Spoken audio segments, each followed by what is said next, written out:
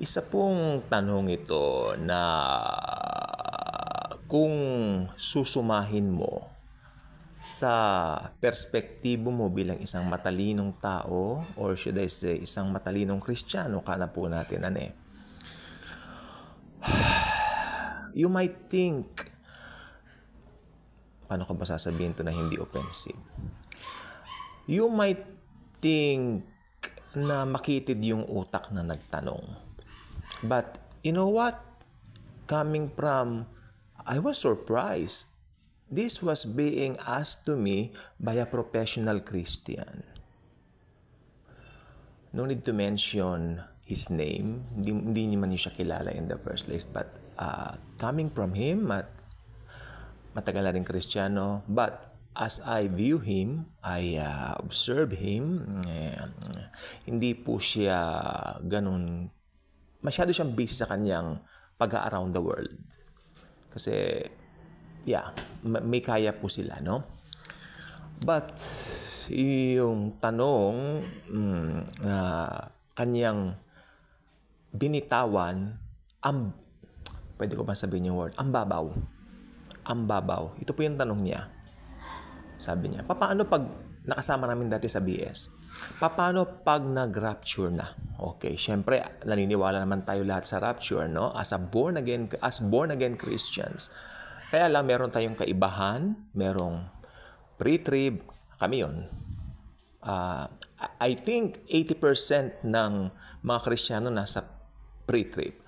Merong konting mid-trib at saka may konti lang na post-trib. Kasi malayo sa katotohanan yung post-trib at saka mid-trib.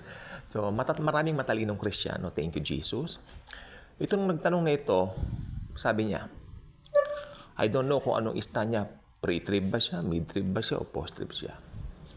Paano? Pag dumating na yung rapture, sabi niya. Paano rin yung mga cremate? Hindi po ba uso ngayon ang cremation? Sabi niya, pag cremate ka, hindi ka lang magiging bungo o balangkas. O, yung balangkas, yung parang bungo, no? Hindi ka lang magiging balangkas o bungo. Sabi niya, pag cremate ka, magiging abo ka. Dinikdik, para kang yung dinikdik na paminta, tsaka dinikdik na anong tawag dito? Yung panghalo sa mga pagkain, di ba? Yung mga chili na mga ganon. Parang talagang durog na durog ka. Kanya parang lupa na buhangin. So, ang isinagot ng isang kasama namin, siya, very punong-puno ng knowledge and wisdom. May mahirap ba sa Panginoon? O di po ba? Pero ako, ang binigay ko lang na term. Kasi ang nakasulat po sa Bible, mabubuhay lahat. So, hindi na problema ng Panginoon yan kung paano niya gagawin dahil powerful siya. Hindi po ba? O ngayon, bigyan po natin ng example. Yung isang kasama po namin doon, isa po siyang pastor ng institutional church. Siyempre, siya dati yung nag-aano rito, yung nagkakandak, Kanya pong tinuran na kung saan ka nakalibing, maganda yung kanyang explanation for this. Kung saan ka nakalibing, mabubuksan yung libingan mo. Paglabas mo roon, glorified body ka na. Hindi problema sa Diyos o sa Panginoong Jesus kung paano niya gagawing glorified body ka na. Okay? So, ito pang isa. Humirit na naman siya Humirit po muli siya. Paano? Nagbibilin ngayon. Kasi meron po kaming kakilala yung abo po niya. Yung isa nasa Amerika, yung isa nandun sa anak niya sa Thailand.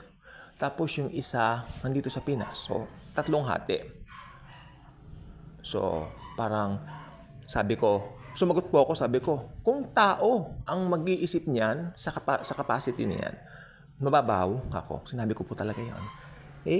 Magkakaproblema nga tayo. Pero ang Panginoon, sovereign siya. Alam mo yung sagot ko po dyan ultimately ngayon, bilang nag-aaral ng Bible, hindi ko po alam kung paano magagawin ni Jesus yan. Kung paano niya pabubuin lahat ng yan. Pero ito mo sasabihin ko sa inyo, since sinabi niya mabubuhay lahat na namatay kay Jesus, okay, at sa rapture, pag nabuhay po sila, papataas sila. At tayo mga buhay pa, na aabutan ng rapture, which I believe malapit na, yung gera sa Israel, and all that, ay malapit na po yan. So, sabay-sabay tayong papalitan ng glorified body. Actually, pag glorified body na po tayo, wala na yung katawan natin dati. May nag-comment po rito matalino, sabi niya, wala na yung dating katawan natin, may bago na tayong katawan. So, ang Panginoong Hesukristo po, napaka-powerful. Huwag natin siyang sapawan, maski sa isip po natin. Ano? Alam niya ang kanyang gagawin. Kaya kung hindi ka pa nakasubscribe sa channel na ito, I invite you to do so. Click the notification bell, share this video, share the wonderful love of the beloved Jesus Christ. Thank you, and Jesus truly loves us all.